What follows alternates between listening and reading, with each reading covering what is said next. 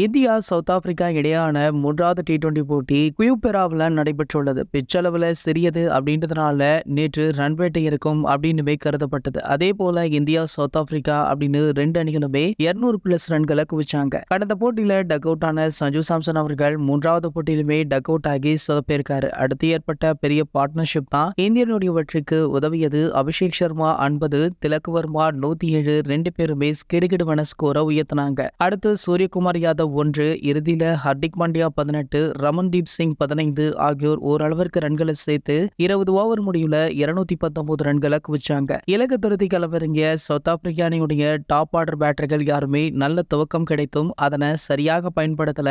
இறுதியில பாத்தீங்கன்னா south Africa அணியால வெறும் 208 ரன்களை மட்டுமே சேர்க்க முடிந்ததால சவுத் ஆப்பிரிக்கா அணி 11 ரன்கள் வித்தியாசத்துல தோல்வியை தழுவினாங்க. இனி கடைசி போட்டியில சவுத் ஆப்பிரிக்கா வென்றாலுமே தொடர சமன் செய்ய மட்டுமே முடியும். இந்த போட்டியில தான் மூன்றாவது இடத்துல களமிறங்க விரும்புகிறேன் அப்படின்னு நம்ம திலக் வர்மா அவர்கள் கேப்டன் சூரியகுமார் யாதவிடம் சொல்லியிருக்காரா. இதற்கு சூரியகுமார் யாதவுமே ஒப்புதல் தெரிவித்த நிலையில திலக் வர்மா நேற்று 1ஆம் இடத்துல களமிறங்கி சதம் அடிச்சிருக்காரு. இந்த போட்டியில ஹர்தீப் சிங் 3 விக்கெட்டுகளை எடுத்ததன் மூலம் சர்வதேச டி20 கிரிக்கெட்ல 92 விக்கெட்களை எடுத்த இந்திய அணிக்காக முதல் சர்வதேச வீரர் அப்படின்ற ஒரு மிகப்பெரிய சாதனையை நிகழ்த்தியிருக்காரு. இப்படி நேற்று நடந்த போட்டியில பலவிதமான சாதனைகள் தகர்க்கப்பட்டிருக்கு. இது போன்ற கிரிக்கெட் செய்திகளை பத்தி நீங்க உடனே தெரிஞ்சுக்க நம்மளுடைய கிரிக்கெட் நியூஸ் அப்டேட்ஸ் அப்படின்ற நம்ம சேனலை சப்ஸ்கிரைப் பண்ணிக்கோங்க.